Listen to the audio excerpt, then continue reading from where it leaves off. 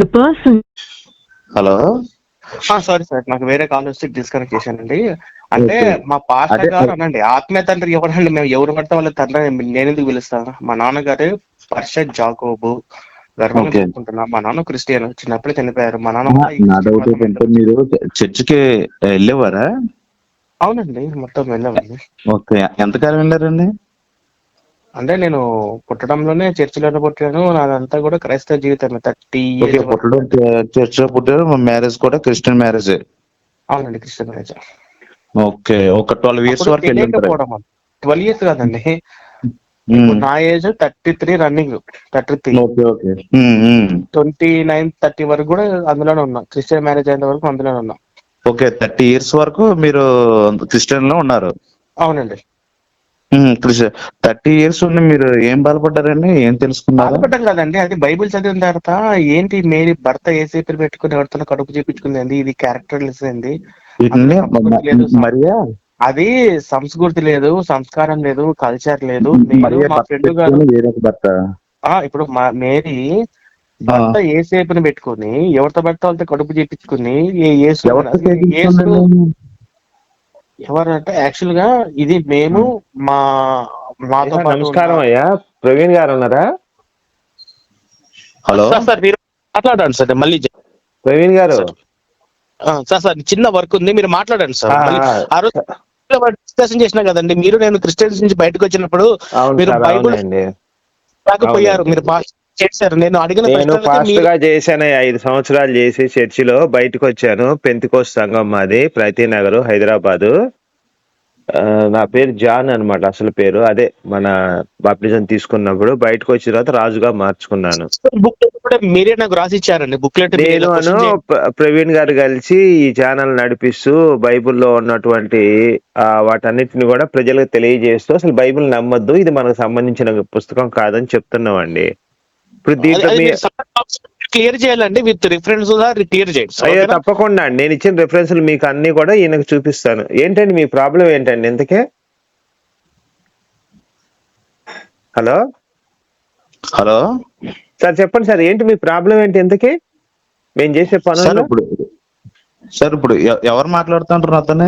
నా ప్రవీణ్ పేరు గారు కదా? రాజు అండి. ప్రవీణ్ గారికి వేరే కాల్ వచ్చిందండి, వెళ్ళారు. రాజు అండి నా పేరు. చెప్పండి సార్, మేము ఇద్దరం కలిపే చేస్తున్నాము. బైబిల్ గురించి నమ్మద్దు ప్రజలు, ఇదంతా ఒక హంబకు పుస్తకం, ప్రజల దగ్గర ఓకే. పాస్టర్లు దోచుకోవడానికి తప్ప ఈ పుస్తకం ప్రజలకి విశ్వాసులకు దేనికి పనికిరాదు. ఇది కేవలం పాస్టర్లు బతకడానికి, వాడు పని చేయకుండా అని చెప్పి మేము తెలుసుకున్నామండి. కాదు, ఇప్పుడు ప్రవీణ్ గారు లైన్ లో ఉన్నారండి? ప్రవీణ్ గారు లేరండి, నేను పక్క వెళ్ళారు. చెప్పండి సార్, చెప్పండి. ప్రవీణ్ గారు కట్ అయిపోయారా? లేరండి, పక్క వెళ్ళారు, ఫోన్ మ్యూట్ లో పెట్టి పక్క వెళ్ళారు, వేరే కాల్ వస్తే. మాదంతా ఆఫీస్ సార్, ఆఫీస్ లో ఉంటాం. చెప్పండి సార్, ఏంటి మీ ప్రాబ్లం ఏంటి? ఓకే. ఇప్పుడు మరియా గురించి ఏదో అన్నారు. అవునండి, అవును. అంటే సార్ మీ దగ్గర బైబిల్ ఉందండి, పరిశుద్ధ గ్రంథం? ఉందండి. లూకాసు వార్త 1:35 ఉంది అండి. ఒకసారి లైన్ లో ఉందండి. చెప్పండి, మీ పర్లేదు చెప్పండి. దూత పరిశుద్ధాత్మ నీ మీదకి వచ్చును, సర్వోన్నత శక్తి నిన్ను కమ్ముకొనును. ఓకే అండి. అవునండి. కనుక పుట్టబోవు శిశువు పరిశుద్ధుడై దేవుని కుమారుడు అనబడును. ఓకే. ఇక్కడ నా డౌట్ ఏంటంటే, పరిశుద్ధాత్మ నీ మీదకి వచ్చును, ఎవరి మీదకి? మేరీ మీదకి వస్తుందట. సర్వోన్నతుడు కమ్ముకుంటున్నా అంట. ఏంటి అసలు దీని అర్థం ఏంటండి? దీని అర్థం ఏంటి? సర్వోన్నతుడు అంటే ఎవరు? పరిశుద్ధాత్మ అంటే ఎవరు? సర్వోన్నతుడు అంటే ఎవరు? పరిశుద్ధాత్మ అంటే ఎవరు? పరిశుద్ధాత్మ మీదకి రావటం ఏంటి? సర్వోన్నతుడు కమ్ముకోవటం ఏంటి? ఏంటి దీని అర్థం ఏంటి అసలు? సర్వోన్నతుడు అంటే తండ్రి. ఓకే. ఆ పరిశుద్ధాత్మ అంటే హోలీ స్పిరిట్. ఓకే. పరిశుద్ధాత్మ శక్తితోని ఇప్పుడు దేవుడు అనుగ్రహంతోని పరిశుద్ధాత్మ శక్తితోని తను గర్భం దాల్చడం జరిగింది. ఇప్పుడు అందులో వచ్చే ప్రాబ్లం ఏంటి మీకు ఎలా అర్థమైంది అంటే? అదే నన్ను చెప్పనేయండి సార్, నన్ను చెప్పనేయండి. ఇప్పుడు దేవుడు సర్వశక్తిమంతుడని నేను నమ్ముతానండి, ఏ దేవుడైనా కానీ. అవును, సర్వశక్తిమంతుడు. ఇక్కడ నా అభ్యంతరం ఏంటంటే అండి, ఒక స్త్రీకి గర్భం చేయడానికి పరిశుద్ధాత్మ మీదకి వస్తున్నాడు, సర్వోన్నతుడేమో కమ్ముకుంటున్నాడు. ఇద్దరు కలిపి మేరీ గర్భం చేస్తున్నారు. ఇక్కడ నాకు అబ్జెక్షన్ గా ఉంది. నేను అడిగే పాయింట్ ఏంటంటే, ఒక్క నిమిషం నన్ను చెప్పనండి. నా నా మీరు అబ్జెక్షన్ ఎంతకాలం ఏంటంటే దేవుడు ఆకాశంలో ఉండి మేరీకి గర్భం కలుగ్గాక అని ఒక చిన్న మాట అంటే గర్భం కలగాలి, కానీ ఈయనేమన్నా మీదకి వస్తున్నాడు, ఆయన వచ్చి కమ్ముకుంటున్నాడు. కమ్ముకోవటం అంటే కదలకుండా చేయటం. మీరు ఏ తెలుగు రెఫరెన్స్ తీసుకున్నా మన తెలుగు అర్థాల్లో కదలకుండా చేయటం అనే పదం వస్తుంది కమ్ముకోవటం అంటే. అసలు ఈయన మీదకి రావటం ఏంటి, ఆయన కమ్ముకోవటం ఏంటి? ఇద్దరు దేవుళ్ళు ఎందుకు కష్టపడుతున్నారు ఒక స్త్రీకి గర్భం చేయడానికి? ఇది నా మొదటి ప్రశ్న అండి. ఇప్పుడు చెప్పండి సమాధానం. ఒకసారి మీరు ఎంతకాలం పాస్టర్ గా చేశారు? 5 సంవత్సరాలు చేశానండి. విశ్వాసిగా 10 సంవత్సరాలు ఉన్నాను. ఎక్కడండి? విశ్వాసిగా 10 సంవత్సరాలు ఉన్నానండి. విశ్వాసగా 10 సంవత్సరాలు ఉండి 5 సంవత్సరాలు మీరు సావుకులుగా చేసి అంతే, సరైన రక్షణ మార్గ పునాదులు లేకుండానే మీరు చేస్తారా? దేనికి రక్షణ అండి మీరు చెప్పండి. ఇప్పుడు నేను బయటకు వచ్చాను కాబట్టి బైబుల్లో ఉన్నవన్నీ తప్పు, ఇది ప్రజలకు పని. దేనికి రక్షణ అండి? యేసు చెప్పండి, దేనికి రక్షణ? నేను ఎలా బతుకుతున్నానో మీరు అలానే బతుకుతున్నారు. నాకు రోగం వస్తుంది, మీకు రోగం వస్తుంది. మీకు యాక్సిడెంట్ అయి చచ్చిపోతే నేను యాక్సిడెంట్ అయి చచ్చిపోతున్నాను. అసలు ఏ విషయంలో రక్షణ అంటారు మీరు? చెప్పండి. ఫస్ట్ రక్షణ అన్న పదం వాడారు మీరు. రక్షణ కావాలి. ఏంటండి? మీ ఆత్మకు రక్షణ కావాలి. ఎందుకు రక్షణ? ఎందుకు తీసుకున్నారా? ఆత్మక రక్షణ ఎందుకండి? ఏంటి ఆత్మరక్షణ అంటే? ఇదేమన్నా గాడ్ లాంటిదా ఏంటి మన ఆత్మను రక్షించడానికి? ఎందుకు ఆత్మక రక్షణ ఏంటి? నాకు అర్థం కాలేదు. మన జీవితానికి రక్షణ కావాలి, బతుకు రక్షణ కావాలి. ఏంటి ఆ రక్షణ ఏంటి? చూడండి, ఇప్పుడు మీరు చెప్తున్నట్టుగా మీరు చెప్తున్నట్టుగా అంటే కానీ బాప్తిసం కాన్సెప్ట్ అర్థం కాకంటే మీరు ములిగిసారు. అంటే మీరు కనీసం దేవుడి గురించి ఆలోచన లేకుండానే బైబిల్ పట్టించుకున్నారు. ఎలా దేవుడు ఆయన యేసు? ఎలా? ఏంటి రక్షణ ఏంటి చెప్పండి. ఫస్ట్ మీరు రక్షణ చెప్పండి. ఇప్పుడు హిందువులు ఉన్నారండి, ముస్లిమ్స్ ఉన్నారు. ముస్లిమ్స్ ఖురాన్ నమ్ముకొని చక్కగా బతుకుతున్నారు. హిందువులు హిందూ గ్రంథాలు నమ్ముకొని చక్కగా బతుకుతున్నారు. క్రైస్తవులు బైబిల్ నమ్ముకొని బతుకుతున్నారు. అంటే వీళ్ళందరూ ఈక్వల్ గా బతుకుతున్నారు. యేసును నమ్ముకున్నందువల్ల వీళ్ళు ప్రత్యేకంగా ఏమనే బతుకుతున్నారా? ఇది నా మొదటి ప్రశ్న అండి. యేసును నమ్ముకోవడం వల్ల పాపం అంటే భయపడతారు. ఎందుకు? అసలు పాపం చేస్తుందే క్రైస్తవులండి. ఇప్పుడు మీరు ఒకసారి గూగుల్లోకి వెళ్ళి పాస్టర్ రేప్స్ అని కొట్టి చూడండి. కొన్ని వందల మంది పాస్టర్లు రేపులు చేసినట్టు, దొంగతనాలు చేసినట్టు, మటలు. కల్వరి సతీష్ 10,000 కోట్లు పైన సంపాదించాడండి దేవుడి పేరు చెప్పుకొని. మరి దేవుడు ఏం చేస్తున్నాడండి? సార్ ఒక్క మాట, ఒక మాట. ఇప్పుడు ఏదో ఇప్పుడు మీ క్యాస్ట్ లోని లేదంటే మీ వంశంలోని కులం ఏంది? మళ్ళీ కులం ఎందుకు వచ్చింది మధ్యలో? ఒకసారి వెయిట్ మన ఒక ఫ్యామిలీలోనే ఇప్పుడు మీ బంధువులు ఉంటారు. మీ బంధువులు 100 మంది ఉన్నారు అనుకోండి. మీ బంధువులు 100 మందిలోని మీరు ఒక మూర్ఖంగా పాప ఆలోచనతో మీరు బతికితే మిగతా కాదండి. నీకు ఒక కామెడీ చెప్పనా? బ్రిటిష్ వాళ్ళందరూ కూడా క్రైస్తవులే, అవునా? బ్రిటిష్ వాళ్ళందరూ క్రైస్తవులే. భారతదేశంలో ఉన్న వాళ్ళు, ఒక నిమిషం నన్ను చెప్పనండి, భారతదేశంలో వాళ్ళంతా హిందువులు ఏ దేశం మీదైనా బడి దాడి చేసి దోచుకున్నారా? బ్రిటిష్ వాడు ప్రపంచం మొత్తాన్ని ఆక్యుపై చేశాడు. ఎందుకని? వాడు క్రైస్తవుడు, క్రైస్తవ సిద్ధాంతాలు నమ్ముకున్నాడు.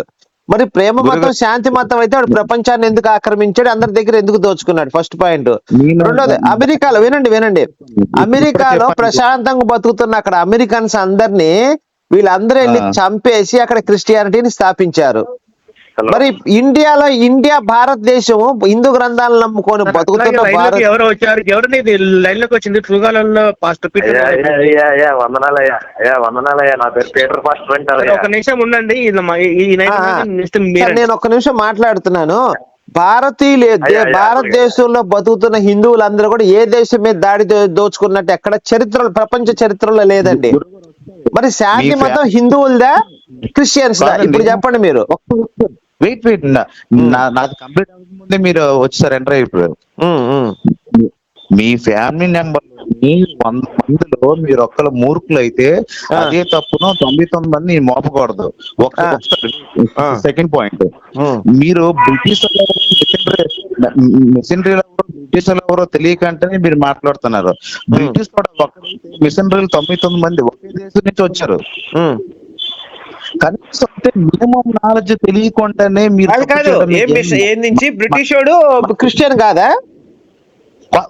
అదే దేశంలో ఉన్న ఇప్పుడు మీ వాయిస్ బ్రేక్ అయిపోతుంది బాగా. ఒకసారి మీరు బయటకు వచ్చి మాట్లాడండి, మీ వాయిస్ రావట్లేదు మాకు. ఇప్పుడు అర్థమవుతుందండి. కొంచెం బయటికి రండి సార్, బయటికి రండి, సిగ్నల్ అందట్లేదు అనుకుంటా. ఇప్పుడు చూడండి, ఓకేనా? ఇప్పుడు చెప్పండి.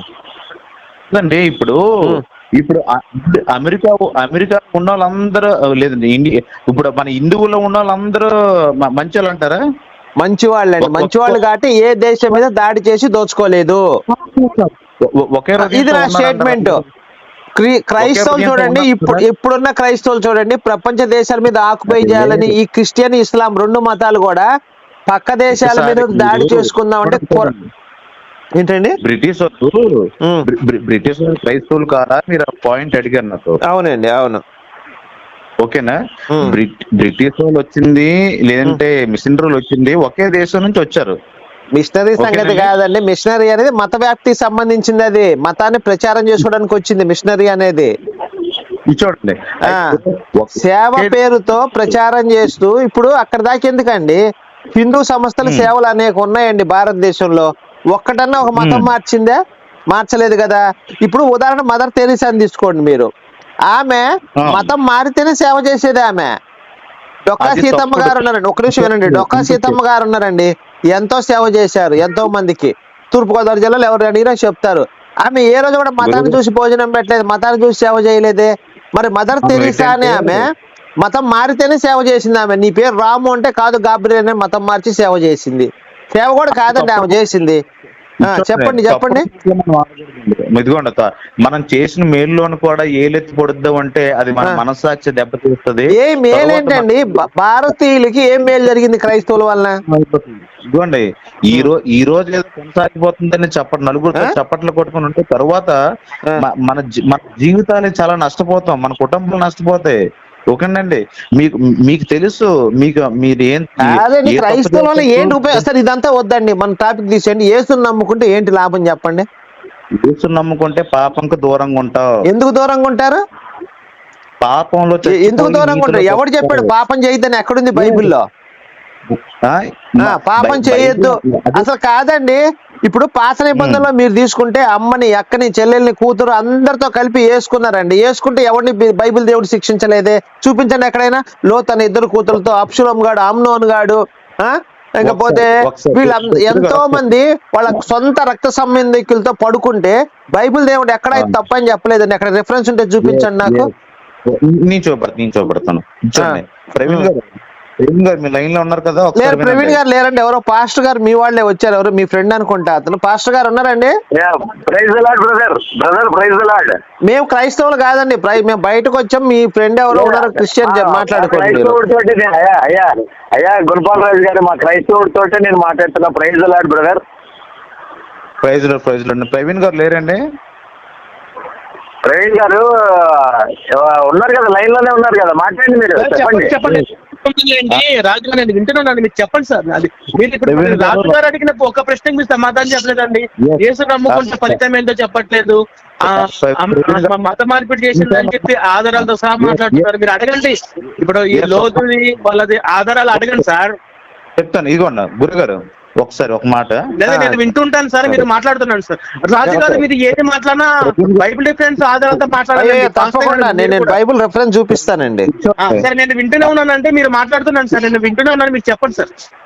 మీరు వింటూనే ఉండండి. ఎక్స్ క్రిస్టియన్ బుక్ లోని లోతు గురించి ప్రస్తావన వచ్చింది. ఓకేనండి. లేదండి, అది రాసింది రాజుగారేనండి. అది రాజుగారు మీరు రాసిన అంశానికి మీరేంటి బాధ్యత? ఒకసారి నాదే నేనే పూర్తి బాధ్యత నాదే. ఏ తప్పున్నా సరే నేనే తీసుకుంటా ప్రవీణ్ గారు, మీకు సంబంధం లేని విషయం అది. ఇప్పుడు రాయిపోయే కొత్త పుస్తకానికి కూడా మీరే రెస్పాన్సిబిలిటీ. క్రిస్టియానిటీ ఎఫెక్ట్ అది కూడా మీరే. చూడండి, ఓకే బుక్ చూడండి. ఇప్పుడు లోతు చేసిన దేవుడు చేయమని చెప్పాడా? లోతు చేసిన తప్పును ఎత్తి చూపి కాదండి, ఇక్కడ మీరు చిన్న పొరపాటు పడ్డారు. లోతు చేసిన తప్ప మీ దృష్టిలో తప్ప? అది మీ దృష్టిలో తప్ప లోతు చేసింది? లోతు పిల్లలు చేసిన తప్పు సంసార నిమిత్తము కాదండి. ఒక నిమిషం, మళ్ళీ మిమ్మల్ని క్లారిటీ, అవన్నీ మాకు తెలుసు అని మీ స్టూటి ప్రశ్న. లోతు పిల్లలు గాని లోతు గాని చేసింది మీ దృష్టిలో తప్పే? బైబిల్లోంచి ఆ రెఫరెన్స్ నేను చెప్తాను. లోతు కూతుళ్ళు చేసిన 100% రైట్ బైబిల్ ప్రకారం. బైబిల్లో ఎక్కడైనా ఇది తప్పు అని ఒక వచనం ఉంటే చూపించండి చాలు, ఖచ్చితంగా మీరు చెప్పింది నేను ఒప్పుకుంటాను. చేసిన తప్పు కాబట్టి వారు ఎక్కడుందండి రెఫరెన్స్? ఎక్కడుంది? తప్పు కాబట్టి కాదు, రెఫరెన్స్ బైబిల్ నుంచి కావాలి. లోతు కూతుళ్ళు తప్పు చేసి, బైబిల్ తెలియదయా, లోతు నీతిమంతుడు, ఒక నిమిషం పాస్టర్ గారు, ఒక నిమిషం, లోతు నీతిమంతుడని బైబిల్ స్పష్టంగా చెప్పింది. లోతు తప్పు చేశాడు, మీరు ఒక రిఫరెన్స్, లోతు కూతుళ్ళు తప్పు చేసి ఒక రిఫరెన్స్ చూపించండి బైబిల్లో నుంచి. నాకు ఇంకేమవుతుంది, నేనేం అడగను ఇంక మిమ్మల్ని. నీతిమంతుడే కానీ ఆ పొరపాటులో వచ్చిన శాపాన్ని మీ సొంత అభిప్రాయం అయ్యా, మీ పేరు తెలియదు నాకు, మన సొంత అభిప్రాయాలు బైబిల్ మీద రుద్దకూడదు అయ్యా. బైబిల్ లోతు తప్పు చేశాడని నాకు ఒక్క రిఫరెన్స్ చూపించండి చాలు, ఇంకేమొద్దు, నేను ఒప్పుకుంటాను మీరు చెప్పింది. అవునండి, తన ఎప్పుడైతే మద్యపానంతో ఉండేటప్పుడు తన సొంత కూతుర్లో తీసుకున్న అభిప్రాయం. అయ్యా నేను అడుగుతుంది మీకు ప్రశ్న జాగ్రత్తగా వినండి. మీ అభిప్రాయం కాదు, మీ అభిప్రాయం మాకు అవసరం. బైబిల్ నుంచి రిఫరెన్స్ లోతు తప్పు కూతుళ్ళు తప్పు చేశాడు, బైబిల్ నుంచి రిఫరెన్స్ చూపించండి. లోతు కూతుళ్ళు చేసింది 100% రైట్ బైబిల్ ప్రకారం, తప్పు కాదు అది. నువ్వు ఎట్లా చెప్తావు తప్పుని? ఏం అధికారం ఉంది నీకు? ఏం రిఫరెన్స్ ఉంది బైబిల్ నుంచి? నామకార్థ క్రైస్తవులా ఉన్నాడండి గుణపాల్ రాజు గారు, బైబిల్ తెలియదు. పాస్టర్ గారు మీరు చెప్పండి సార్, లోతు కూతుళ్ళు తప్పు చేసినట్టు బైబిల్ ఎక్కడైనా ఉందా? చేయలేదండి, వాళ్ళు చేయలేదండి. అసలు నిజానికి వాళ్ళు అట్లా చేయటానికి ఆగండి అయ్యా, క్రైస్తవుడు ఆగండి, నీకు బైబిల్ రాజులే కానీ అరవమాకయ్యా. ఎందుకు క్రైస్తవులు పనులు చేస్తూ అరవకును, కూర్చోకొనిసేపు అరవకుండా నేను గుణపాల్ రాజు మాట్లాడుతాను, వింటుండు శుభ్రంగా. గుణపాల్ రాజు గారు, లోతు కూతురులో లోతు నీతిమంతుడు అండి బైబిల్ ప్రకారం. లోతు కూతుళ్ళు కూడా ఏం తప్పు చేయలేదండి. వాళ్ళు వాళ్ళ తండ్రికి మద్యపానం సాగించి సర్వలోక మర్యాద చొప్పున వాళ్ళ తండ్రితో కూడుకున్నారండి. అంటే సర్వలోక మర్యాద అంటే అందరు కూతుళ్ళు వెళ్ళి తండ్రితో పడుకోమనే ఏంటండి సర్వలోక మర్యాద అంటే? అది కాదండి అట్లా కాదు, అట్లా మనం అర్థం చేసుకోకూడదు. సర్వలోక మర్యాద అంటే లోకం మొత్తాన్ని కాదు పాస్టర్ గారు. సర్వలోక మర్యాద అంటే అప్పటి రోజుల్లో ఇజ్రాయెల్ వాళ్ళకి ఏంటంటే, ఇప్పుడు ఆ సుధమ గొమర్ర నగరాలు మొత్తాన్ని ఈ అగ్ని దాంతో ఆయన మొత్తం దహించి వేశాడు కదా. అప్పుడు ఎవరు లేరు అక్కడ, మగవాళ్ళు అనేవాళ్ళు లేరు కాబట్టి సంతతి ఆగిపోతుంది అని చెప్పేసి యెహోవా దేవుడు ఏం చేశాడంటే, యెహోవా దేవుడు ఏమో వాళ్ళకి వచ్చి మీ తండ్రికి ద్రాక్షరసం తాగించి మీరు ఆయనతోటి పడుకొని పిల్లల్ని కనండి అని ఏం చెప్పలేదు యెహోవా దేవుడు. కాకపోతే ఆ పిల్లలకే వాళ్ళు తాగిన మైకంలో వాళ్ళు ఏం చేస్తున్నారో తెలియక వాళ్ళు తండ్రితో చెల్లి ఒక్క నిమిషం ఆగుతారా? ఇక్కడ నా చిన్న డౌట్ ఏంటంటే, దేవుడు ఇచ్చింది గర్భఫలం దేవుడు ఇచ్చింది అని చెప్తారు కదా బైబిల్లో. దేవుడిచ్చిన గర్భఫలం దేవుడిచ్చి బహుమానం ఒప్పుకుంటారా? కానుక. ఇప్పుడు లోతు కూతుళ్ళు గర్భవతి అయితే అది దేవుడిచ్చిన బహుమానమా కాదా? అంటే దేవుడు యాక్సెప్ట్ చేసినట్టే కదా.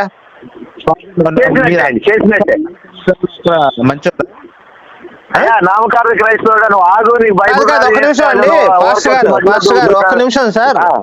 ఇప్పుడు ఈయన అడుగుదాం, మీ పేరు సార్, మీ పేరు ఏంటండి? హలో చెప్పండి సార్, మీ పేరు? జాన్సన్ అండి. జాన్సన్ గారు, ఇప్పుడు నేను అడుగుతున్న ప్రశ్న ఏంటంటే, దేవుడు గర్భఫలం ఇస్తాడు అంటే గర్భఫలం దేవుడిచ్చు బహుమానం అని బైబిల్లో స్పష్టంగా ఉంది. లోతు కూతుళ్ళు గర్భవతులు అయ్యారు కాబట్టి అది దేవుడు దాన్ని యాక్సెప్ట్ చేసినట్టే. కానీ ఇది తప్పని మీరు నాకు ఒక రిఫరెన్స్ చూపించమని అడుగుతున్నా. ఇందాక ఈ లోతు కూతుళ్ళు చేసింది తప్పు అని రిఫరెన్స్ ఎక్కడ చూపించండి బైబిల్లో. దేవుడు దాన్ని యాక్సెప్ట్ చేయలేదు కాబట్టి ఎక్కడ రాసి ఉంది? కాదు ఒక్క నిమిషం అండి సార్, ఈయన ఈ జాన్ గారు బైబిల్ విరుద్ధంగా మాట్లాడుతున్నారు. చూపిస్తే చాలా అండి రాజు గారు, ఈ ఒక్క రిఫరెన్స్ ఇస్తే మీరు బుక్ విత్డ్రా చేసుకుంటారా? సార్ నేను మొత్తం కూడా మన ఛానల్ కూడా తీసేద్దామండి ప్రవీణ్ గారు. లోతు కూతుళ్ళు చేసిన ఒక్క రిఫరెన్స్ తో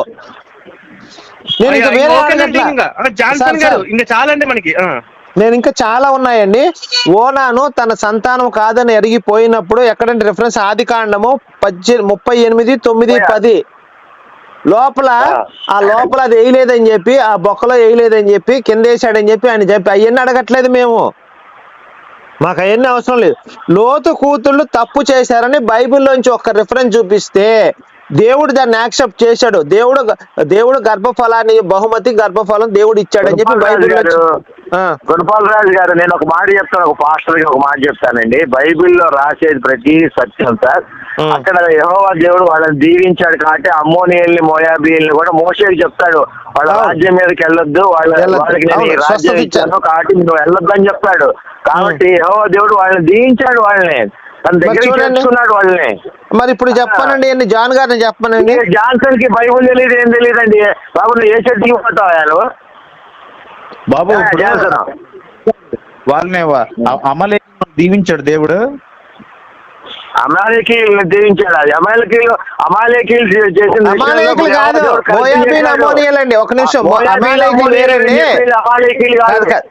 ఒక నిమిషం పాస్టర్ గారు, అమాలేకులు అనే వాళ్ళు విరోధంగా యుద్ధం చేసుకున్నారు. వాళ్ళు యూదులు వాళ్ళు, అదే వీళ్ళు మోయాబీన్ అమోనీయులుగా వీళ్ళు వృద్ధి చెందారు. వీళ్ళకి స్వస్థత ఇచ్చాడు. మోషే అంటాడు యుద్ధానికి వెళ్ళినప్పుడు, నువ్వు వాళ్ళకి ఇవ్వద్దు, నేను వాళ్ళ భూమి వాళ్ళకి ఇచ్చేసాను అంటాడు. అసలు అదంతా పోలీసు రూత్ ఎవరాయా అంటే ఈ మోయాబీన్ వంశం నుంచి వచ్చిన రూతే. లోతు కూతుళ్ళ వంశం నుంచి రూత్ వచ్చింది. రూతు నుంచి దావీదు మనవడు అయిపోయాడు అక్కడ. అసలు వ్యభిచార వంశంలోంచే దావీదు వచ్చాడు. దావీదు సంతానమే యేసు. వ్యభిచార వంశంలోంచి యేసు వచ్చాడు. మరి దీనికి ఏం చెప్తారండి? రాహాబు, బెస్తిబా, తామర, రూతు వీళ్ళు నలుగురు కూడా వ్యభిచారులే. నేను చెప్పలా, బైబిల్ చెప్పింది. రాహాబు, బెస్తిబా, తామర, రూతు ఈ నలుగురు వ్యభిచార వంశం నుంచే మన యేసయ్య వచ్చాడు. మీరు చెక్ చేసుకోవచ్చు కావాలంటే. అనుకోకూడదండి, అనకూడదండి, అలా కాదండి. నేను చెప్పింది కాదండి, బైబిలే చెప్పిందండి. రాహాబు, బెస్తిబా వీళ్ళంతా తప్పులు చేశారు, వేశారని చెప్పి బైబిలే చెప్పింది. గురుగారు ఒక మాట ఈ లోకం ఏది అసహించుకుంటుందో దేవుడు దాన్ని ఆశీర్వదిస్తాడు. ఎప్పుడు మరలా దేవుని కృపతో తిరిగిన వారికి, మరలా దేవుని నీతి వైపు ఎవరైతే తిరుగుతారో ఈ లోకం అసహించిన దాన్నే దేవుడు ఆశీర్వదిస్తాడు, దీవిస్తాడు. దాంట్లో నుంచి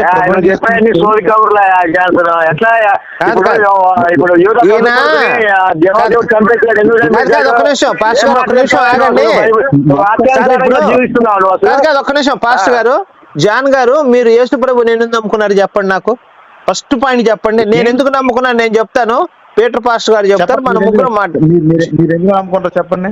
ఏంటండి మీరు ఎందుకు నమ్ముకుంటారు? నేను చెప్తున్నాను సార్, నేను చెప్తాను, జాగ్రత్తగా వినండి సార్. పీటర్ పాస్టర్ గారు మీరు కూడా వినండి. నాకు పెళ్లి కాలేదండి, పెళ్లి కాలేదు ఎప్పుడు కూడా. నాకు 36 years ఈ రోజుకి. ఓకేనా? ఇది జరిగింది నేను 20 అంటే డిగ్రీ ఫైనల్ ఇయర్ లో జరిగింది నా సంఘటన. నేను ఖాళీగా అంటే డిగ్రీ కాలేజీకి వెళ్ళి వస్తూ ఉన్న సమయంలో నాకు కడుపు నొప్పి వచ్చిందండి. కడుపు నొప్పి వస్తే 2-3 హాస్పిటల్కి వెళ్తే తగ్గలేదు, కొంచెం అట్లా లైట్ పెయిన్ వస్తూ ఉండేది. తర్వాత ఒక పాస్టర్ దగ్గరికి వెళ్తే పాస్టర్ అన్నాడు, నువ్వు ప్రభువుని నమ్ముకో, నీకు ప్రార్థన చేస్తే తగ్గిపోయిద్దని చెప్పాడు. సరే అని చెప్పి నేనేం చేశాను, 2-3 రోజులు చర్చికి వెళ్ళి ప్రార్థన చేసుకున్నా, కడుపు నొప్పి తగ్గిపోయింది. అప్పుడు నాకు యేసు అంటే విశ్వాసం కలిగింది. చూసావా, యేసు ప్రభు నా కడుపు నొప్పి తగ్గించాడు, విశ్వాసం కలిగింది. అలా ఒక 5 సంవత్సరాలు నడిచిన తర్వాత ఒక నన్ను అన్నాడు, నేను లేనప్పుడు నువ్వు వాక్యం చెప్పు బ్రదర్ అని చెప్పి నన్ను చర్చిలో కూర్చోబెట్టాడు. కొంచెం అసిస్టెంట్ పాస్టర్ లాగా అనుకున్నారు అందరు, వాక్యం చెప్తుండేవాడిని. కొన్ని సంవత్సరాలకి ఒక అమ్మాయి వచ్చింది నా దగ్గరికి. వచ్చి మా నాన్నగారి కరెంట్ షాక్ కొట్టి చెయ్యి తెగిపోయింది, కాబట్టి ఈ చెయ్యి మీరేమన్నా మొలిపించగలరా, ప్రభువు నాకు నమ్ముకోనని చెప్పి అన్నది.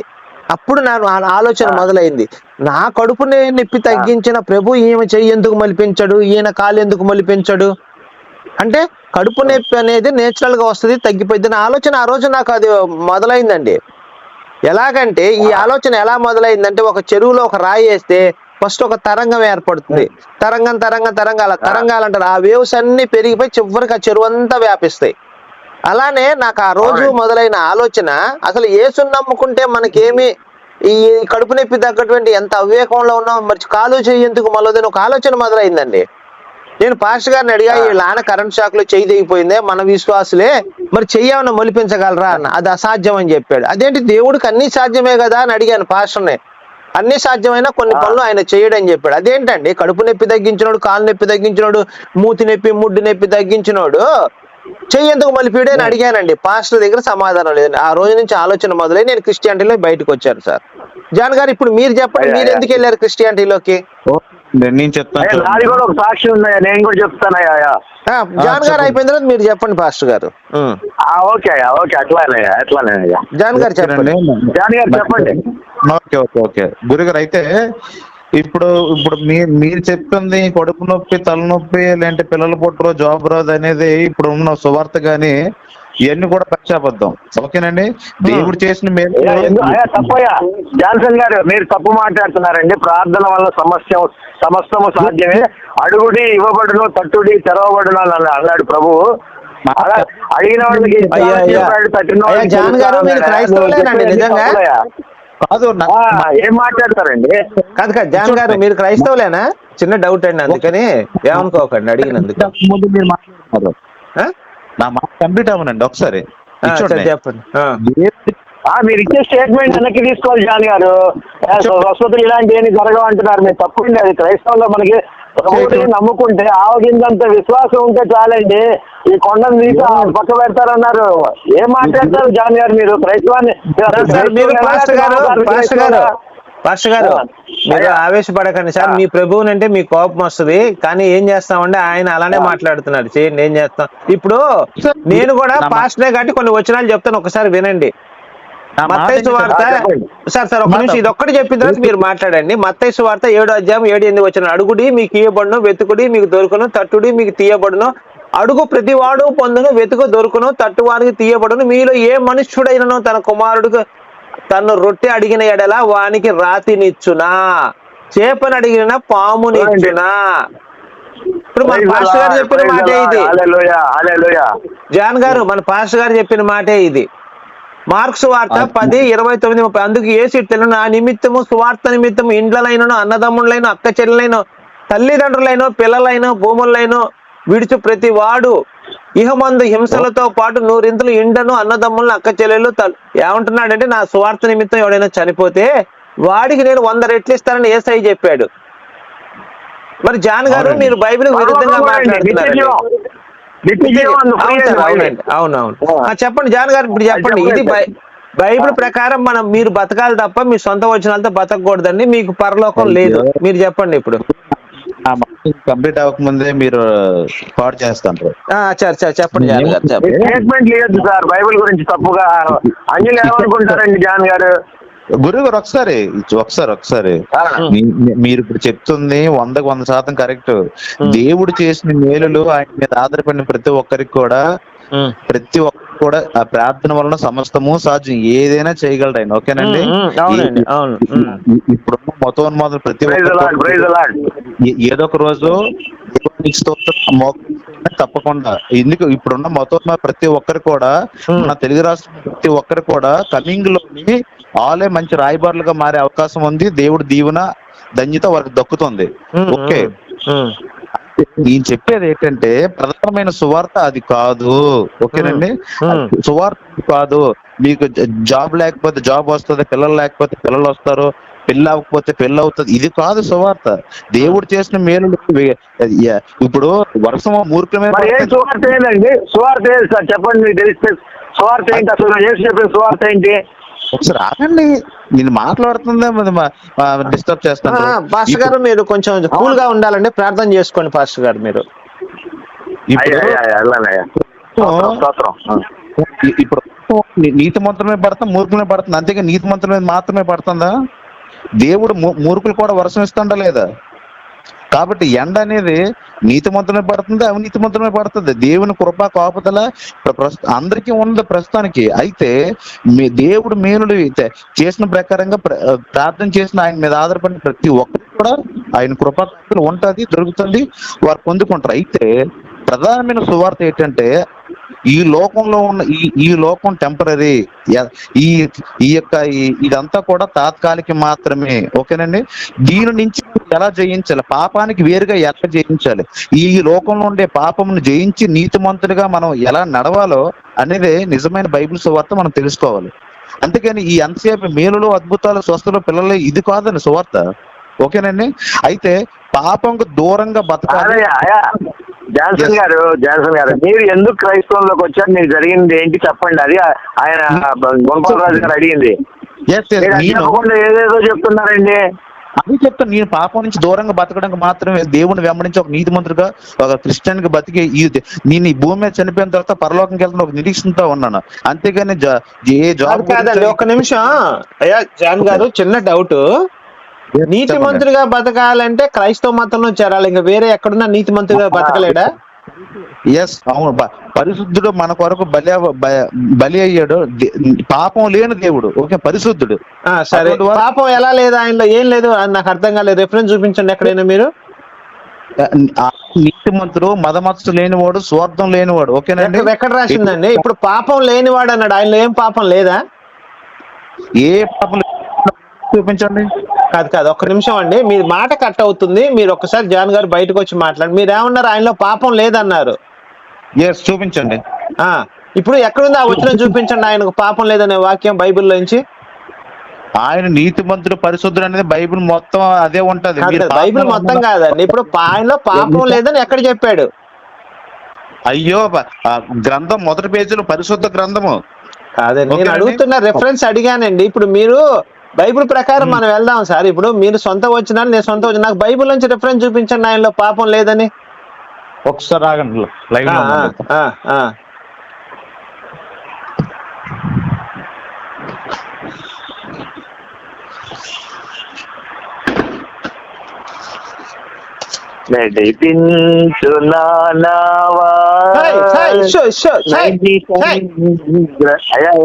ఏందయ్యా ప్రభు పాట పాడుకుంటుంటే ఏంటి సార్ మీరు ఎలా అంటారు గుణపాలరాజు గారు? సార్ మాకు ఎలర్జీ అండి. యుద్ధము యెహోవాదే, యుద్ధము యెహోవాదే, యుద్ధము యెహోవాదే, యుద్ధము యెహోవాదే.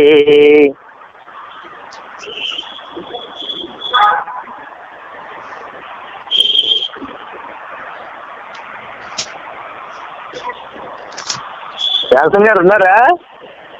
ఒకసారి అండి, నన్ను చెప్పమంటారా అండి? లేకపోతే ఈలోపు మీరు చెప్తే చెప్పండి గురుగారు. ఇప్పుడు మీరు పరిశుద్ధుడు అని యేసుప్రభు అంత ఏ పాపం లేదన్నాడండి ఆ బైబిల్లో వాక్యం అడిగాం మనం, అంతే. అలా కాదండి, ఏ పాపం లేదని ఎందుకన్నాడంటే ఆయన బాప్తిజం తీసుకున్నాడు కదండి యోహాన్ చేత. యోహాన్ చేత బాప్తిజం యోర్దాను నదిలో తీసుకొని ఎవరెవరైతే పాపాలను ఒప్పుకుంటారో వాళ్ళకి ఇంక అన్ని పాపాలు పోతాయండి. అందువలన ఆయన నాలో ఏ పాపం లేదు, నాలో పాపం చూపించడం ఎవరు స్థాపించడం అనేసి ఆయన అడిగాడు. అంతేగాని వేరేదేం లేదండి. ఇది నేను చెప్పదలుచుకున్నాను సార్. ఏమంటారు గుణపాలరాజు గారు? ఏదో ఆయన చెప్పండి, ఆయన ఏదో మన రిఫరెన్స్ అడిగాము.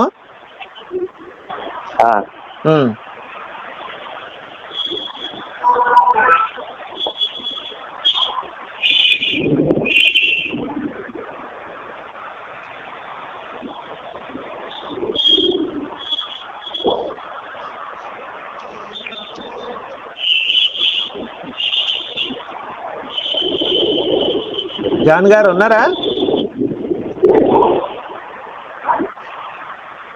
జాన్ గారు ఏదో చేస్తున్నారు ఎక్కడి నుంచో ఏందో.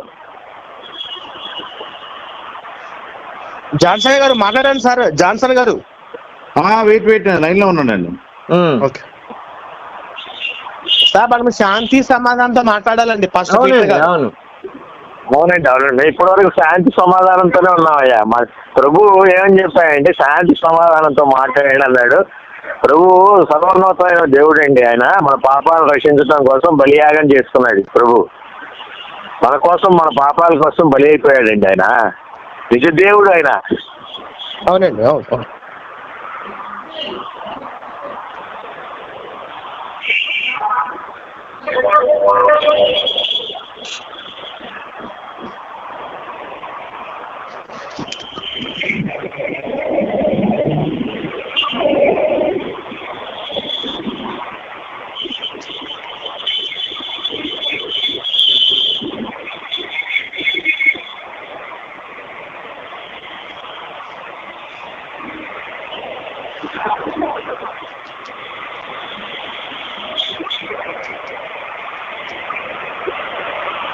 ఈ లోపు ఒక మంచి వాక్యం చెప్తానండి గుణపాలరాజు గారు.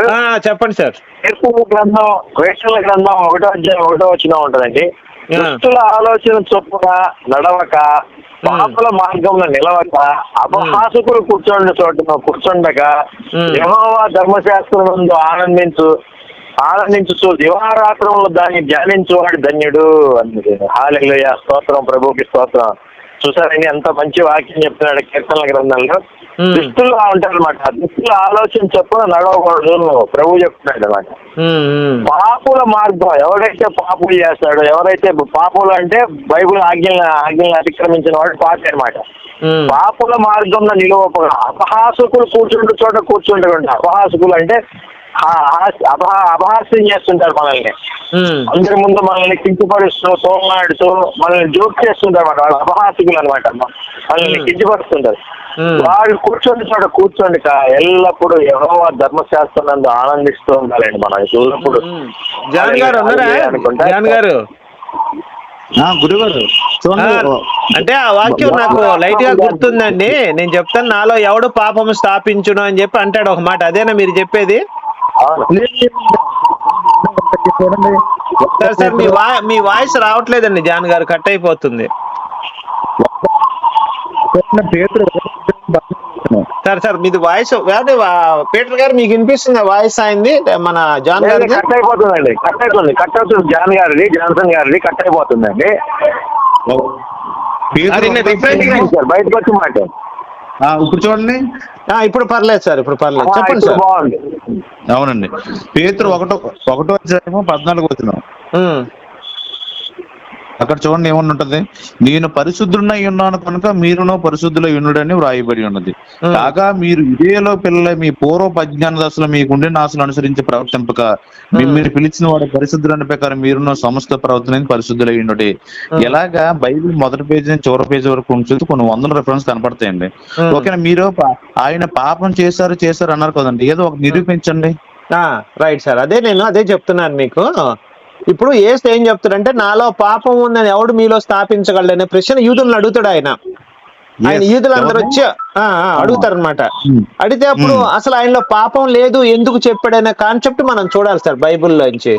ఇంకొక విషయం ఏంటంటే, ఆయన జీవి చరిత్ర కూడా ఎక్కడ దగ్గర 12 సంవత్సరాల నుంచి 30 సంవత్సరాల జీవి చరిత్ర ఎక్కడ లేదు బైబిల్లో. First point.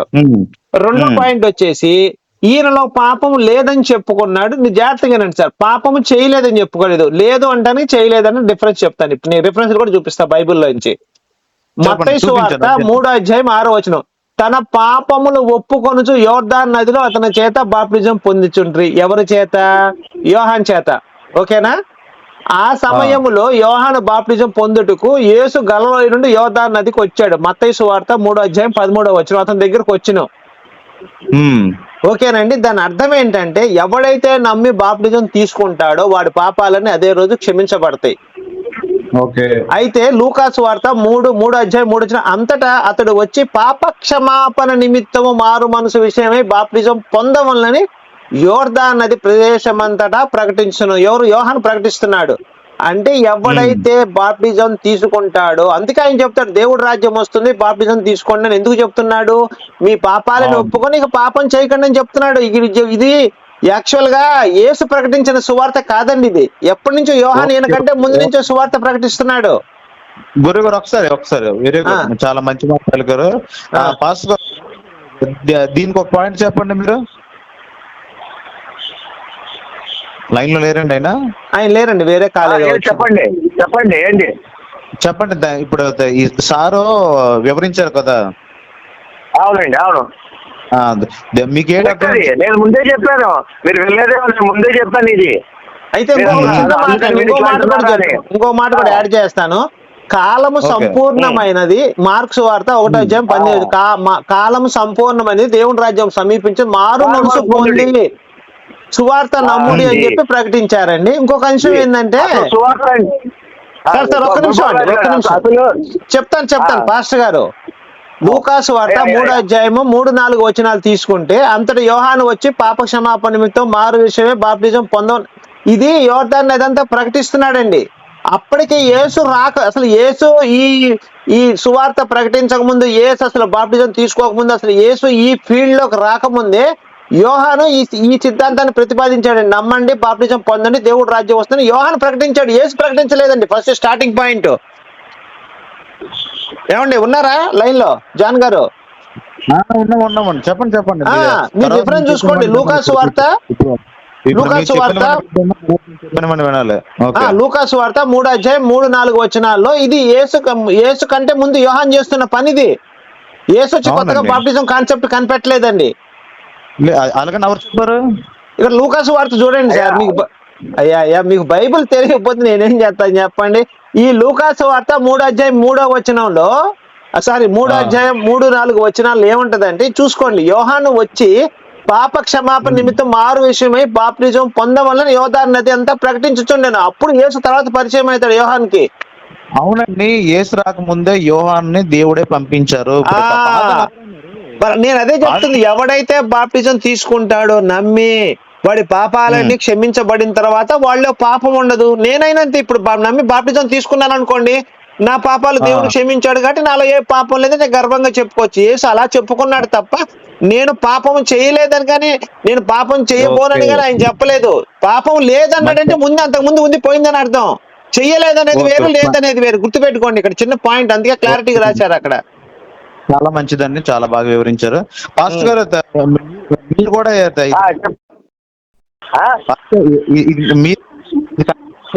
సార్ మీ వాయిస్ కట్ అయిపోతుంది. జాన్ గారు మీ వాయిస్ కట్ అయిపోతుంది. వాయిస్ కట్ అవుతుంది, వినపడట్లా. ఇప్పుడు ఏమంటున్నా, కొంచెం మేడ మీదకి ఏదైనా అవకాశం ఉంటే కొంచెం మేడ మీదకి రండి సార్. బయటికి రండి సార్, మీరు దాంట్లో నుంచి బయటికి రండి. అప్పుడు కానీ మీకు కరెక్ట్ గా అవుతారు. మీరు ఆ ముసుగులో ఉంటే వాయిస్ సరిగ్గా వినపడదు. ఇప్పుడు వినపడుతుందా? చెప్పండి సార్. ఇప్పుడు కొద్దిగా వినపడుతుంది, చెప్పండి. కాదు, ఇప్పుడు సార్ వివరించారు. పాస్టర్ గారు మీరు కూడా దీనికి కరెక్ట్ అంటారా? అవునండి, కరెక్టే కదండి. అసలు యేసు చెప్పిన సువార్త మీరు ఇందాక మిమ్మల్ని అడిగితే మీరు చెప్పలేదు. కాలం సమీపించింది, మారు మనసు పొందుడి అని చెప్పారు యేసు సువార్త. అది అంతేగాని మీకు మీ పాపాల కోసం నేను బలియాగం అయ్యాను, నా శిలువ ద్వారా నా రక్తం ద్వారా మీరు మీ పాపాలు కడగబడతాయి, ఎన్ని సొల్లు. ఎక్కడుంది బైబిల్? ఒక్క చోట కూడా లేదు. యెహోవా దేవుడు ఎప్పుడన్నా వచ్చి ఆయన చెప్పేది, యెహోవా దేవుడు ఎప్పుడన్నా వచ్చి ఈ యేసు నా కొడుకు, ఈయన బలి అయితే మీ పాపాలను తొలగిపోతాయి, మీకు పరలోకం వస్తుందని ఎక్కడ ఉందండి అసలు బైబిల్లో? ఒక మాట చెప్తాను చూడండి గురుగారు. ఉందా లేదా చెప్పండి మీరు ఫస్ట్. మీరు ఇంకోటి కూడా ఇందాక ఒక తప్పు స్టేట్మెంట్ కూడా ఇచ్చారు, యోహాన్ దేవుడు పంపించాడు అనేసి. యోహాను ఈయన రాబోయే ఏరియా ఇప్పుడు ఎవరు అది వీళ్ళు వచ్చే ముందు ఏరియా దూతగా వస్తాడు అనమాట. వాళ్ళకి ఉంటుంది యూదులకి. ఏరియా ముందు దూతగా వచ్చిన తర్వాత రక్షకుడు వస్తాడనేసి వాళ్ళకి ఉంటుంది. వాళ్ళు అడుగుతారు యేసుని ఒక రోజు, ఏమని, మరి ఎలియా రావాలి కదా, ఈ ఎలియా ఏడి అంటే యోహాన్ని చూపిస్తాడు, ఇతనే ఎలియా అనేసి. అనగా యోహాన్ని అడుగుతాడు, మీరు ఎలియా అంటే నేను కాదని చెప్తాడు. అవును, దేవుడు మాస్టర్ గారు చిన్న డౌట్ అండి. ఇప్పుడు ఈయన మన యేసులో పాపం లేదని, యేసు ఎందుకు పాపం లేదంటే బాప్టిజం తీసుకున్నాడు కాబట్టి యేసులో పాపం లేదని బైబిల్ చెప్పింది. అవును, దాని మీద గురుగారు మీ పేరేం పేరు సార్? యూదులు ఈయన్ని నమ్మరు సార్ రక్షకుడిగా. ఎందుకంటే ఆయన ఒక నిమిషం సార్, అలాగే తాల్ముడ్ లో యేసు చరిత్ర, యేసు వ్యభిచారం వల్ల పుట్టాడని వాళ్ళు రాసుకున్నారు. యూదులు రాసుకున్నారు. యూదులే సార్, యూదులే రాసుకున్నారు సార్. అదే చెప్తున్నారు సార్. అందుకనే వాళ్ళు యేసుని రక్షకుడిగా నమ్మరు వాళ్ళు. ఎందుకంటే ఆయన వ్యభిచారం వల్ల పుట్టాడు, ప్యాంతర్ అనే రోమన్ సైనికుడి ద్వారా పుట్టాడని వాళ్ళు తాల్ముడ్ 7 గ్రంథంలో రాసుకున్నారు. అందుకని అప్పటికి అందుకనేసి వాళ్ళు యేసునే రక్షకుడిగా నమ్మరండి. ప్లస్ దానికి తోడు మీకు మత్తయి సువార్త 1:18 పరిశుద్ధాత్మ అంటే ఎవరు దేవుడు అని క్రైస్తవులందరూ మేము అందరం చెప్తామండి. కానీ పాస్టర్ విఎం కుంటమని ఒక క్రైస్తవ ప్రచారకుడు ఉన్నాడు. ఆయన పరిశుద్ధాత్మ అంటే అది ఒక శక్తి కాదు, ఆయన ఒక వ్యక్తి, యేసుకు వ్యక్తి పుట్టాడనేసి చెప్పాడు. అప్పటి నుంచి మొత్తం ఆయన ఒకడు జాన్ కిరణ్ పాల్ అని ఒకడు ఉన్నాడు. వాడు వీళ్ళందరూ కూడా క్రైస్తవాన్ని బ్రష్ పట్టిస్తున్నారు సార్. చివరికి మార్కెట్ ఇప్పుడు ఎలాగైందంటే, మేము స్వార్థకి వెళ్తుంటే ప్రతి ఒక్కరు అదేవిడ గోపి అంటే అదేవిడ గోపి సనాతన సేన ఒకటి పెట్టేసేసి మేరీ ఎంజాయ్ లంజా కొడుకు, మేరీ లంజా కొడుకు అని రోజు చెప్తున్నాడండి. అయ్యో ఎవరు సార్ ఆడు? ఆడి పేరు ఏం పేరు అన్నారండి? ఆడు అట్లా అనకూడదు సార్, అలాంటి బూతు మాటలు మాట్లాడు. ఎవరు సార్ ఆడు? గోపి సార్, అది సనాతన గోపి అని నాకు తెలుసా అండి. నేను అప్పుడప్పుడు మాట్లాడుతుంటాను, నాకు కొంచెం క్లోజ్, అంటే మరీ అంత క్లోజ్ కాదు కానీ. ప్రవీణ్ ఒకసారి కలుపు, అతనితో మాట్లాడాలి. లేదు సార్, ఇప్పుడు అతనితో మళ్ళీ మేరీని అయ్యా తప్పు కదా అలాంటి మాటలు మాట్లాడకూడదు. అయ్యా అలాంటి మాటలు మనం అనకూడదు అయ్యా, మనం అలాంటి తప్పు మాటలు మాట్లాడకూడదు. ఇప్పుడు మనం ప్రభువు నుంచి బయటకు లేదండి, వచ్చాం. మాకు బాధతో కడుపు తరుక్కుపోతుంది సార్. మేము ప్రచారానికి మేము వెళ్తే ప్రతి ఒక్కడు ఈ మాట చెప్పండి, చెప్పు, చెప్పు. తలకాయ ఎక్కడ పెట్టుకోవాలో నాకు అర్థం కాదు. చెప్పయ్యాడా ఇంకెక్కడ నిలబడతాడు?